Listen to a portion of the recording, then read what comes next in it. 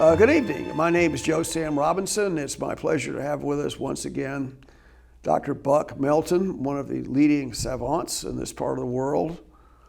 Buck, we've asked for clever comments. I don't know if the bucket is dry now.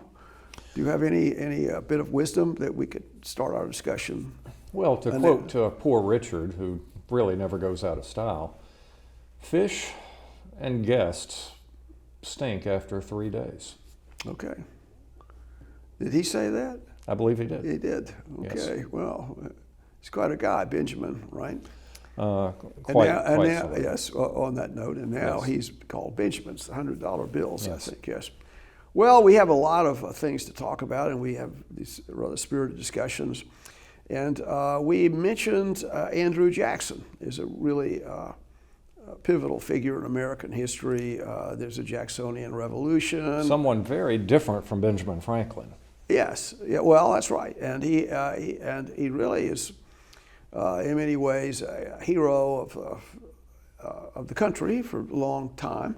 And remarking that formerly there were Jackson-Jefferson dinners for the Democratic Party, and I believe they no longer happen. So he's sort of fallen a little bit in many circles out of favor.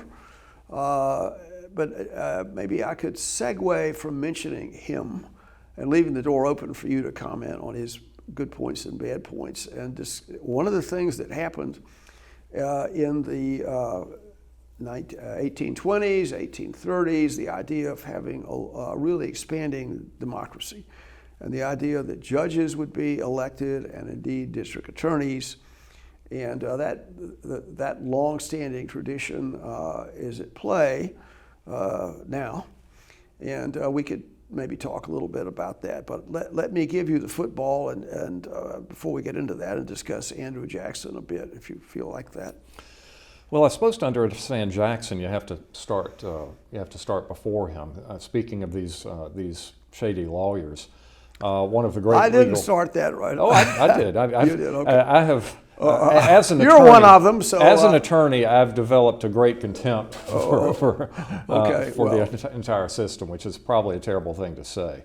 Not contempt. They won't let you pass the bar. Did you say cynicism. That before or after you pass the bar? After you can say it. Afterwards, I developed a cynicism. Contempt is the wrong word. Right, but cynicism, okay. Right, yeah. Okay. So one has to have hope.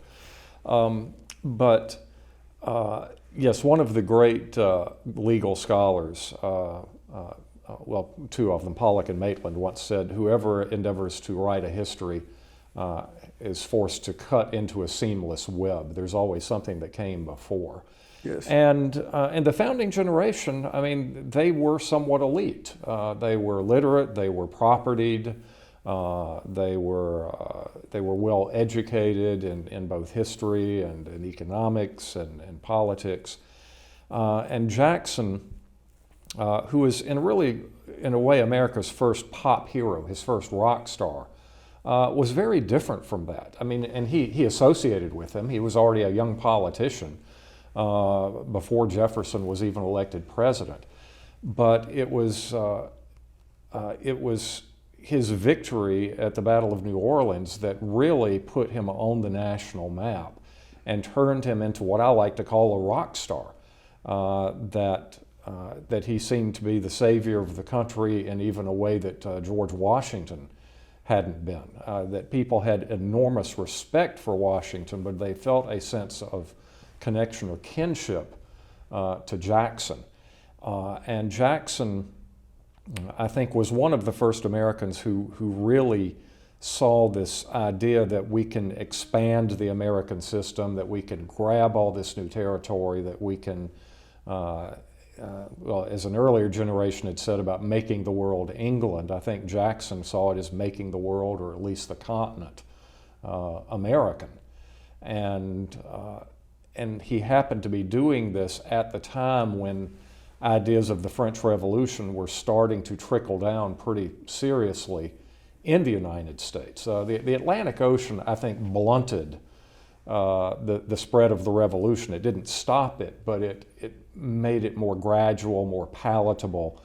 And over the 20 or 30 years after the revolution, you see this idea of universal suffrage, of of some sort of sense of real equality starting to come in. And Jackson managed to be at the right place at the right time and rode that tide into the White House and thus became the symbol. I'm not sure how much of it he actually accomplished himself, but he became the symbol of this new common man mass democracy that you've never seen before. Well, I think that's a good point to bring up, and I'll throw this one out. An interesting thing is the same time that Andrew Jackson was doing his machinations here, in England, that's when the Great Reform Bill of 1832 was passed, which was a tremendous change. It really shook British society, and the march of democracy was going forward everywhere. And indeed, the democratic system, the democratic ideals, the Western patina attached to it, it's in some ways a world religion, if I could say it that way. And there are doubters in many places, and the number of non-democratic places are out there. And even, I think we discussed this earlier, in an earlier show, just the difficulties of how the democratic system is playing itself out in our contentious times. But if I could jump in there. Yes. But even a lot of the non-democratic or anti-democratic systems, not all of them, but many of them that we have seen in the world since the beginning of the Cold War, they even adopt the democratic rhetoric. So the People's Democratic Republic of Korea, I think, is the official name of North Korea. During the Cold War, East Germany was the German Democratic Republic.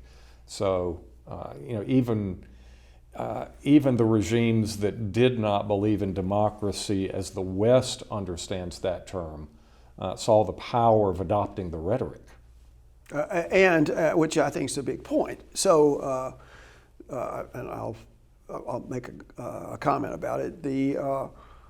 If you're a dictator or a bad person, what you want is you want the belief established that everyone wants you to be in that position. So these elections are taking place to validate whatever you're up to with a lot of restraints that are there. So, for instance, Cuba, the way they do it is a very contorted arrangement, but they come out with a predetermined result. Well, just in the last few days, as we're recording this, Putin allegedly won north of 80%. I forget the exact figure, 87% or something like that. And you can also remember Hitler. I mean, the votes that he got, all these Mussolini, anyone. And so, I think it's a fair thing to say that if you have somehow the government has been validated by some kind of electoral process, which almost everyone does that, and they use it as a club against their own citizens, that's something to be aware of. I've often talked about how you had divine right down until, depending on where you are, the 1500s to the 1700s. And once again, getting back to the French Revolution, when the divine right was taken away, the will of the people rushed in to fill that void. And the people is the new God. I mean, where is this people? It's just as intangible as God. It's just as unknowable by God, except for the high priests. The high priests being the party ideologues rather than the ordained clergy. The rulers get their mandate from the people. You can't go behind what the ruler says to question the people directly. You've got to listen to what the ruler says the people have meant. So the people really is the new divine right. Well, once again, I feel compelled to make a comment or two. The way the divine right worked, and indeed really throughout human history, is part of the control arrangements that are necessary. So when we had our Neolithic ancestors, jumping around in the gore and in small hunter-gatherer bands, putting together bigger aggregations of people, controlling all those people turned out to be a difficult process. So the way things went, you had some kind of warrior king in concert with a priestly person, and the warrior was made part of the priestly dominion. And so the two were together. And so if you look at religion and secular power, everywhere it's always been connected. And so when the revolution, I would say directly before the revolutions that swept Western Europe, the divine right was there, the God was up there. God was the person that controlled everything. And the church anointed the king as God's representative here. And so if you were against the king or against the political establishment, you were ipso facto a sinner, an evil person destined for whatever. So that was a very powerful arrangement. And casting that down, you got into the idea that God's will was made its way through his sons. At the time, daughters weren't there, but sons, they all have this divine light, and they would express God's will independent of any kind of ruler.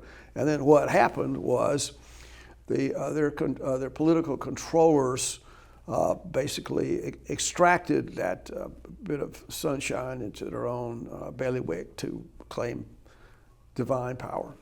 It passed from the king to the political leader, yes. Well, to a degree. I mean, you can find tension between the religious and political establishments in many occasions. But one of the big moments was when, of course, Napoleon grabbed the crown from the Pope and crowned himself, which showed that he does not answer. He may answer to some higher authority, but that authority is not the church, and it's certainly not an authority that can be countermanded by individuals under that would be, I don't so, want to get off the subject, but that would be a useful sort of little paper to write about Charlemagne, who was unexpectedly crowned. So and probably unwillingly. Right, he was unexpectedly crowned by the Pope, and maybe to stop the Byzantine influence. And then Napoleon saw this coming, and he was all set for it. So I'll say that. I mean, it'd be an interesting. But at any rate, so Jackson has likewise been anointed, but by the people, by mass democracy rather than by God. Might be an intermediate. The people themselves have decided that God has put Jackson in this position, but the people are still on top there. I won't get too much into it, but the whole notion of charisma means the person has got a godly touch. It's on the whole idea. And also it goes along with some kind of extraordinary self-confidence that might be excessive and almost might be a personality failure, which we can see with contemporary politicians. You could say this person is very charismatic. Why? Because of his absolute sense of righteousness and like an Old Testament prophet. Well, I know you want to go to Jackson, but you're opening up all these I got to stop that I think we have to. We all right, just I'll have let to you. chase Well, this. actually, I want to get to another subject, but I'll let you comment. The two things are that if you speak of the charisma and of the role of acting, that originally acting was seen as a type of interpretation or manifestation of something divine. Which gave the actors some sort of sway, and you've never seen anything approaching like what actors have had since around the 1920s, since talkies came in, and now they are courted, they are worshipped, they're invited to the White House. But then you look at people in Congress. I mean, look at Mitch McConnell. Does he have charisma? I'm sorry. I mean, how did he get in there? Maybe as a young man. I don't know. Well, I think in some circles. Now I will now make one comment. Yes. I've got to stop this, but we go. But about actors and actresses, and they're the in earlier times the people that lived on Mount Olympus, and the same kind of thing took place. These personalities were sort of in a way. Godly or close to it, and there's a great deal of, empathy or transference of your own personal id or whatever to the actor or the figure, the public figure. And so there's, I don't know, Queen Elizabeth. Well, my wife's named Elizabeth. I'm a little bit like Elizabeth. So that influence, or I don't know who was, Jimmy Stewart was a bomber pilot. Yes. Well, I can respect that. And their life seems so idyllic, boy, and then I can imagine myself in that role. They're so handsome or beautiful. Their life must be full of sunshine, and they've got a new yacht or whatever, and yet their human foibles, weaknesses play themselves out, which I digest a lot. And the fact that they exist in the world makes my life better to have that out there. And there's some kind of need, some kind of human need to see characters of import and explore their personal lives and what they're up to, and see where they live, and the gossip magazines feast on that, don't they? Oh, they do As of indeed. right. But I know you want to go someplace else. Well, I so- mean, I want to get a little bit into Yes. this, and the Jacksonian deal about electoral. We're electing our judges and our district attorneys, and I'm not sure other countries do that. I don't think the UK does, as far as I know. They're appointed, and other systems are like. It'd be a little bit unusual to have elected figures like that, particularly in Western Europe. And the idea, I think, from Jackson was this great democratic arrangement that there should be no, class of lawyers, if I can say that would just be there to dominate and abuse and exercise their power without any kind of restraint of the people. So the idea that the people can vote on this meant that presumably there would not be any extreme prejudicial events taking place by a class of people that existed in the UK, and they'd been exposed to maybe arbitrary justice elsewhere, back in their native lands. So the fact that everything is elected now on a state and local level, but the federal government, the judges are indeed appointed and they're not elected. And I think there may be some, I don't know the different states, but maybe some states have some degree of differing systems that are more appointed legal officials. But in Georgia, it's an old Jeffersonian place, and these figures are elected. And if I can say this, I think it's pretty well known that with judges in any event, there's a little bit of desire to avoid too much political showmanship.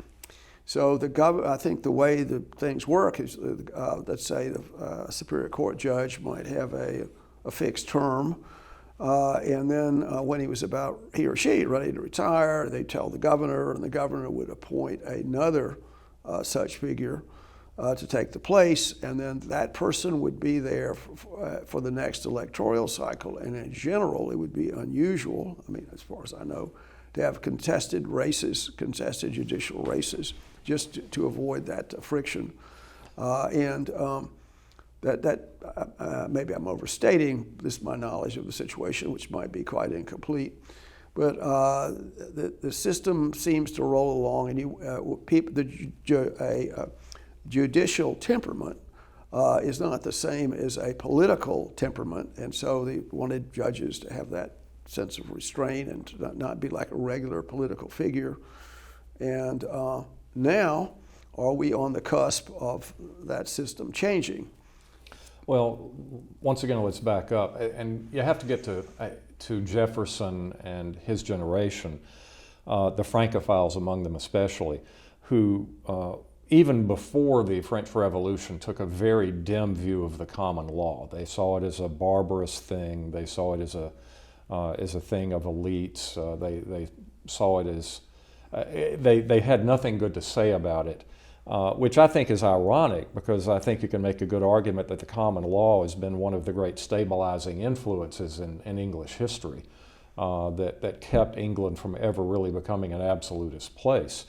But once again, when the French Revolution hit, you see this start to spread, this distrust of the common law, this distrust of entrenched societies, of secret societies like the Society of the Cincinnati or the Freemasons or any clique. Yes. And so this is one of the reasons you started seeing state election of judges. You also saw at the same time judges started getting elected at the state level.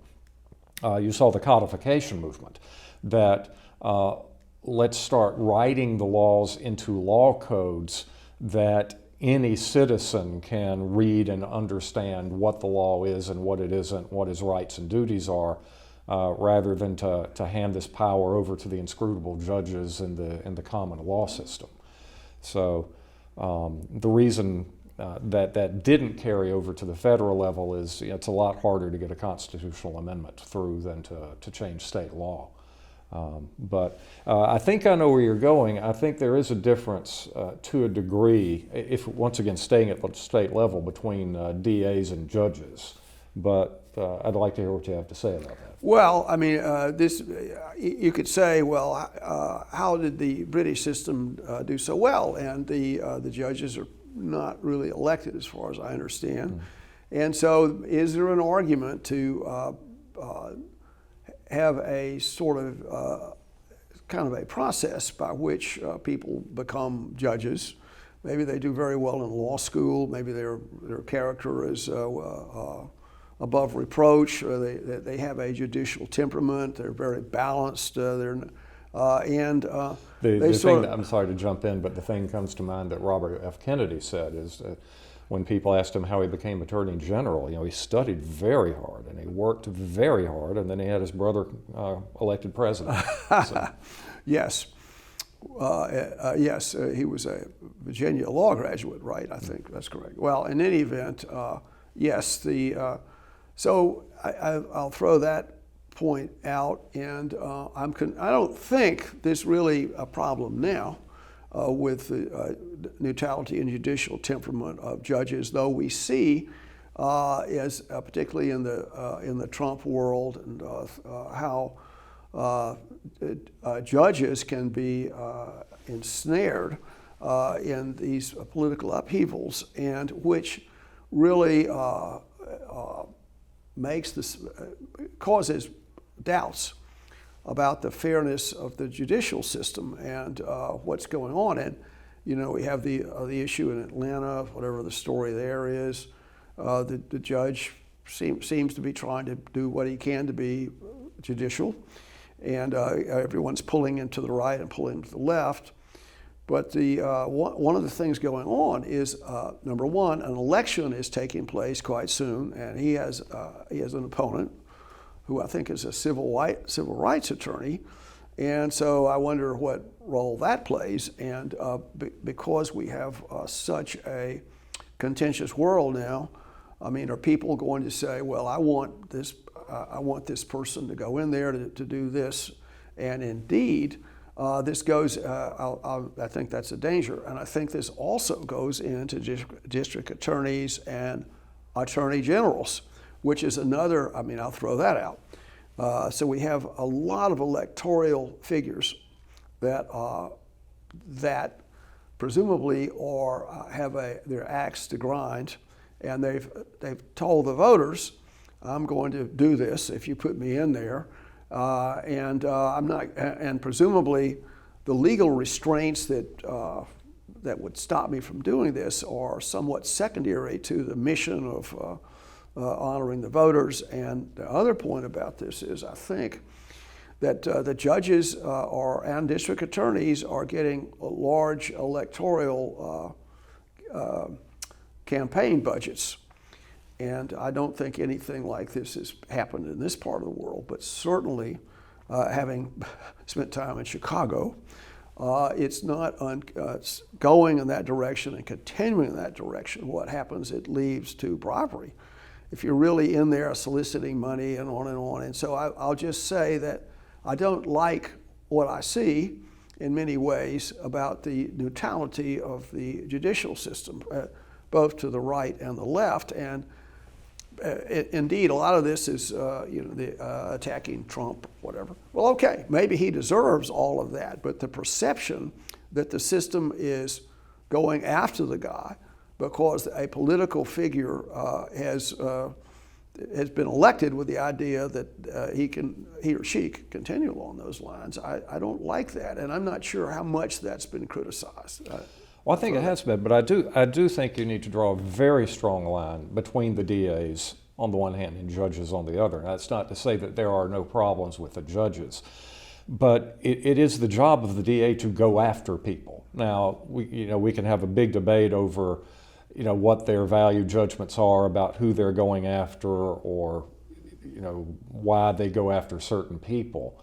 But I think you're going to find very different standards with judges. I mean, judges, and this is why Hamilton called in the very famous and very controversial statement of the Federalist, the judicial branch is the least dangerous branch, because judges can't go out and prosecute people they want to. They have to wait until the case is brought before them.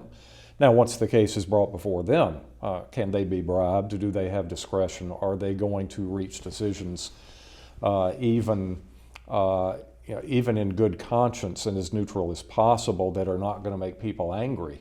I mean, these are different sets of questions. Are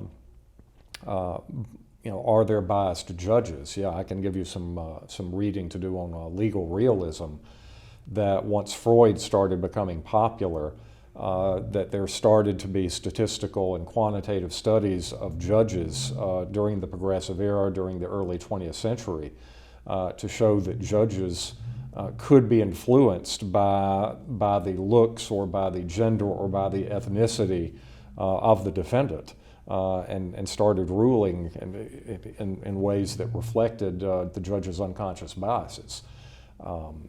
Are there judges who are willing to take money? Yes, but I do think that is at a different level than the elected DAs who are frankly a much more political office than judges are. And I think one good thing in Georgia that's happened, in my opinion, is there's some restraint that's been put in by the state legislature about district attorneys keeping an eye on whatever they're up to, and I don't think that was present earlier. I like to see that. And I'll now make one sort of segue comment. I mean, the political ramifications of anyone that's enforcing or interpreting the law.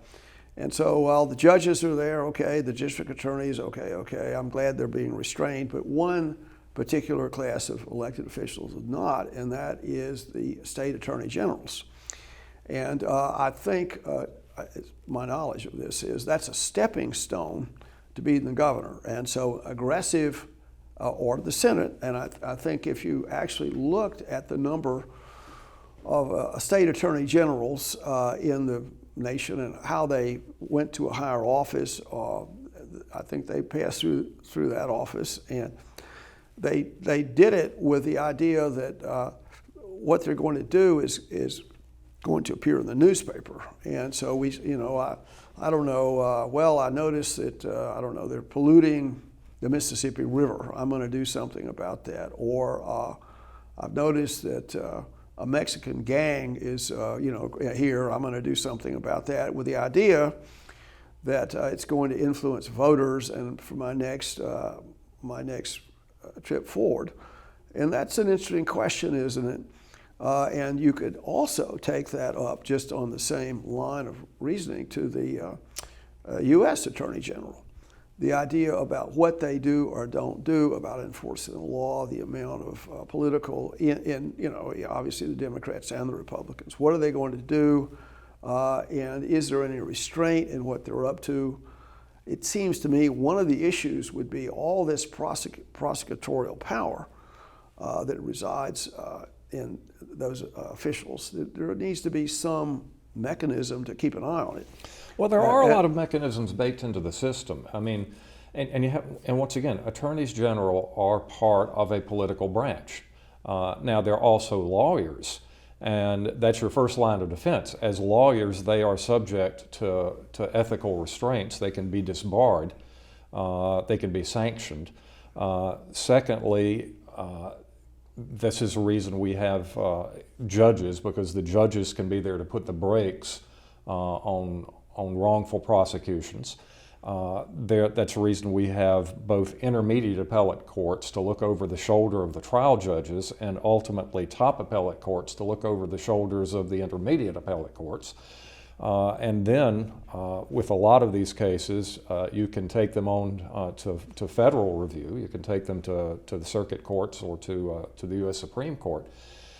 And if you get to the point where you argue, well, all of these bums are just as bad, I would say you have a problem that is so systemic and so widespread that if it's that widespread, there's no saving it. That we're all just doomed. So. Well, I mean, that's the argument to absurdum in a way. Well, we can't do any reform because reform is impossible. I think we can do something. And of course, humans being what they are, I mean, I certainly don't think the Augean stable of contrary human behavior can easily be washed away, so we're always going to have this. But it does seem that perfecting our system, that would be a good thing, and I think we're concluding a little bit, but one of the things that disturbs me is the terrible political tensions that are out there, and the idea that we need some kind of restraining institutions in the country that can put checks on this. And if the judicial branch is being influenced by this, and the prosecutorial figures are really shills for some political party, that's a really bad set of circumstances. And I just say some kind of reform would be necessary. I'll give you a weapon. I'll put a weapon in your hand right now. Yes. Anybody in Georgia can contact the state bar and say, I've got a complaint with this lawyer, look into it. And that would include the attorney general, that would include a judge who's a member of the bar. You've got that power right now. Now you could say, well, the bar exam, they're all crooked and they're going to watch out for their own. But once again, I want to stop this, but I will say this. I've been on the Composite Medical Board, and we have on our board there, we have civilian watchers, you could say, good citizens that are there with us and making sure. I'm not sure the bar works that way. My understanding is the bar doesn't have that. It's a totally legal gang. I'll throw that out, and it would be better, to get some citizens on there with them. I wonder why they don't have that, but I'll throw that out. Well, once again, you put me in a position of defending a profession that I don't particularly feel like defending, but once again, I'm getting the thing from you that they're all a bunch of crooks. No, I'm not saying that. You are. No. Every time I'm offered a defense, you shoot it down. No, I'm just... No, the DAs are against you, the judges are against you, the judges over them are against you, the bar is against you. I'll praise the system if I haven't done that. I sort of respect the system. I think it's great. Except when they go after you for malpractice. No. There's a right for malpractice suits. That's good. People need that privilege. They need that right. It's just the way the system is working. I would say some reform. I'll also say it bothers me that you said that we want to perfect the system, because I think the genius of the system is that the people who designed it know that human nature is not perfectible, and that therefore they don't trust human nature. But once again, I have developed a serious cynicism about the entire legal and judicial system since I passed the bar. It wasn't my conversation that persuaded you. No, not at all. I have. I've studied the Supreme Court for my entire adult life, and I'm to the point now where I don't even read the cases anymore, because they're all just grandstanding. They've all got their pet philosophies. The problem with writing down any opinion is that no opinion is perfect. Every opinion can be attacked, and we are seeing. And I really think that today there are some flashpoints. The Dred Scott case, for instance, the Scottsboro Boys case, but I'm really getting the sense in the last 5 to 10 years that I have never seen a popular perception that the Supreme Court, and by extension all judges, certainly federal judges, have feet of clay. that you're seeing this tremendous cynicism about it all over America. I will say that the people who are most cynical, though, are also the ones who are most willing to deify the late Ruth Bader Ginsburg, as if she were above all this. I don't really think that's fair. But it's, I've come to the decision it's all politics, that these people are completely divorced from reality and from real world situations. They don't have to live under the rulings that they themselves hand down, and it really kind of disgusts me. But I do think that many of them are doing it in good faith, or as lawyers like to say, full heart but empty head. But I despair of the entire system. So. Well, it's been a good chat this evening. I would say this. I hope I haven't given the idea that I am dismissive of the legal system. I think it's the real glue that holds the country together, and I want the glue to be stronger and work a little better. And certainly, I will share the idea that you brought out that the system was constructed with the idea that human fallibility is never totally defeated, and I think that's the case. Our fallibilities are going to be there. We're always going to have this. How can we make things a little better? And often, if you do corrective measures, you go one step forward, 2 steps back happen. So, I mean, just having this discussion with the election coming upon us, I think is very useful. So once again, thank you, Buck, for your comments. Thanks indeed. I hope don't be too discouraged as you breathe free American air. You're breathing free American air. Don't be too for discouraged. now. So. Don't be too discouraged. Okay, great. Thank you. This program is brought to you by the Georgia Neurosurgical Institute. For over 50 years, rendering neurosurgical care to patients of all social conditions, treating complicated problems involving the brain, spine, spinal cord, and peripheral nerves. Endeavoring to encourage quality care, medical research, innovation, and education on a local, national, and international basis.